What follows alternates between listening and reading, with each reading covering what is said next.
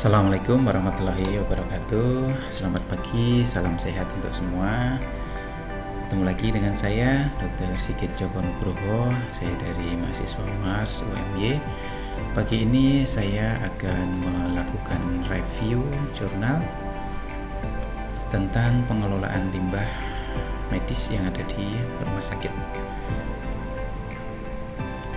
Judul dari jurnal ini adalah Hospital Wastewater as a Source of Environmental Contamination and Overview of Management Practices on Environmental Risk and Treatment Processes, yang disusun oleh Muhammad Tarikan dan termuat dalam Journal of Water Process Engineering yang dipublikasikan oleh Elsevier dan masuk dalam Qiaotu. Latar belakang dari jurnal ini adalah bahwa dalam pelayanan kesehatan tentunya melibatkan banyak sekali bahan-bahan kimia yang digunakan, yang pada akhirnya baik dalam bentuk mentah maupun metabolit, konjugat, juga cairan tubuh manusia yang dikeluarkan dan masuk ke sistem pembuangan limbah. Dan banyak penelitian yang melaporkan bahwa rumah sakit ini membuang limbahnya ke pelayanan komunal itu tidak diolah atau mungkin diolah dengan tidak benar, sehingga masih mengandung kontaminan yang berbahaya seperti bahan farmasi, antibiotik, gen resisten. Tentunya pelepasan cairan yang masih mengandung kontaminan ini akan berbahaya ke lingkungan, menimbulkan risiko tinggi terhadap kualitas air, ekosistem perairan, dan kesehatan manusia. Oleh karena itu, sangat penting untuk mengolah limbah rumah sakit dengan baik untuk meminimalkan dampak buruk terhadap lingkungan. Jadi jurnal ini merupakan literatur review, jadi beberapa jurnal. Jadi tujuan dari jurnal ini yang pertama adalah mendeteksi kontaminan berbahaya dalam limbah cair rumah sakit. Kemudian mendeteksi sumber dan jalur kontaminan berbahaya pada influen limbah rumah sakit. Juga manajemen praktis pengelolaan limbah di rumah sakit. Kemudian pilihan tata kelola kontaminan yang berbahaya, juga mencari gap dan peluang pengembangan sistem IPAL yang ada di rumah sakit.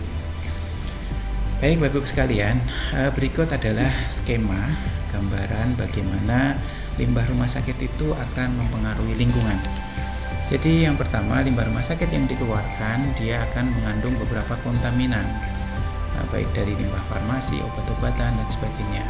Kemudian dia akan masuk ke sistem pengolahan IPAL, sistem pengolahan limbah yang ada di rumah sakit. Kemudian cairan sisa dari pengolahan limbah ini yang akan dikeluarkan ke saluran komunal, sehingga bisa kalau cairan komunal yang dikeluarkan dari limbah pengolahan limbah ini nanti banyak bahan berbahaya, apabila ini akan sangat berpengaruh pada kualitas air yang ada di lingkungan, baik lingkungan cairan di permukaan maupun yang ada di deep water atau di dalam.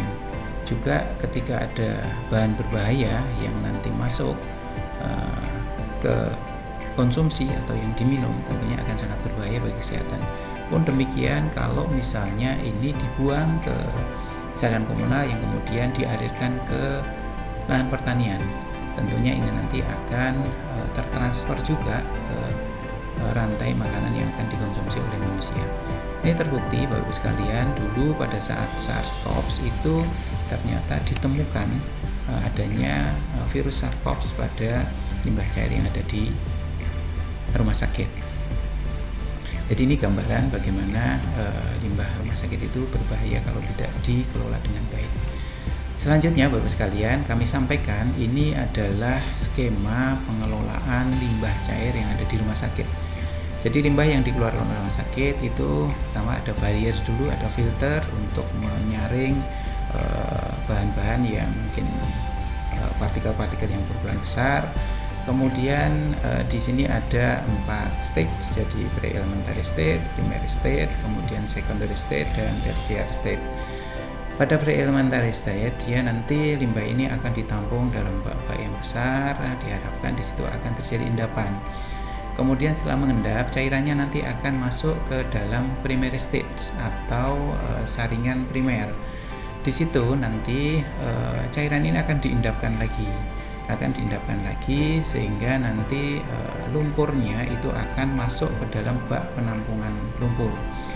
Kemudian dari hasil di primary stage ini kemudian masuk ke secondary stage. Di secondary stage nanti ada proses aerasi di bak aerasi. Jadi diberikan oksigen sehingga ini nanti akan membantu proses-proses untuk aerob. Jadi dia membantu untuk mengendapkan juga lumpur-lumpur yang masih ada. Kemudian nanti sebelum masuk ke secondary clarithier atau secondary stage. Nah, di secondary stage ini nanti di situ juga ada bisa ditambahkan bioreaktor membran, di mana bioreaktor membran ini nanti dia akan menyerap atau mengikat partikel-partikel atau kontaminan-kontaminan yang masih tersisa sehingga akan menjadi lebih bersih. Kemudian lumpurnya juga akan dialirkan, sebagian dialirkan ke bak penampungan lumpur, dan sebagian lagi nanti akan dimasukkan ke dalam bak aerasi. Jadi ini sistem activated sludge process atau aktivasi lumpur aktif. Nah, dari secondary state ini kemudian baru masuk ke tertiary state. Jadi di sini nanti ini adalah masuk ke disinfection zone, atau di sini nanti biasanya ditambahkan klorin, dan untuk saat ini untuk membunuh kuman-kuman atau bakteri yang masih tersisa.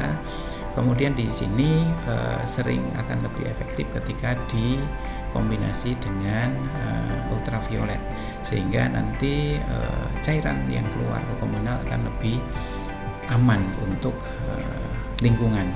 Kemudian bak penampungan lumpur ini juga nanti akan diolah lebih lanjut sehingga nanti ketika dikeluarkan itu akan aman juga untuk lingkungan. Ini yang metode konvensional. Kemudian ada metode satu lagi, yaitu teknik filtrasi membran.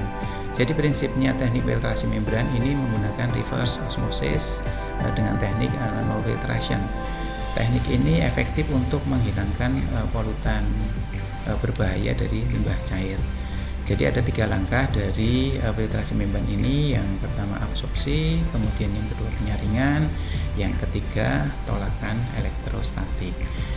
Dan efektivitas dari sistem ini akan semakin meningkat Bapak sekalian ketika nanti dikombinasi dengan ozonisasi. Ini ada 2 teknik yang saya sampaikan tadi. Kemudian apakah ini bisa diaplikasikan di Indonesia? Tentu saja sangat bisa. Jadi sistem pengolahan limbah yang di Indonesia ini masih bervariasi, dari beberapa penelitian masih bervariasi dari sistem pembuangan langsung atau treatment yang spesifik sebelum dibuang. Metode konvensional seperti yang saya sampaikan tadi dengan pemanfaatan lumpur aktif itu akan sangat membantu bila diaplikasikan di seluruh rumah sakit untuk mengeliminasi polutan berbahaya. Mengingat kita tahu bersama teman-teman, jadi air sungai atau komunal itu masih banyak digunakan oleh masyarakat di beberapa tempat di Indonesia, sehingga ini sangat penting sekali kita untuk memperhatikan supaya pengelolaan limbah rumah sakit itu bisa berjalan dengan baik. Jadi sebagai kesimpulan bahwa prinsip pengelolaan limbah rumah sakit itu ada pre-treatment, ada biological treatment, ada advanced treatment, dan post treatment untuk mengeliminasi polutan berbahaya. Demikian Bapak sekalian dari saya, mudah-mudahan bermanfaat. Semangat untuk selalu memperbaiki pelayanan dan bermanfaat untuk masyarakat. Kurang lebihnya mohon maaf. Terima kasih. Assalamualaikum warahmatullahi wabarakatuh.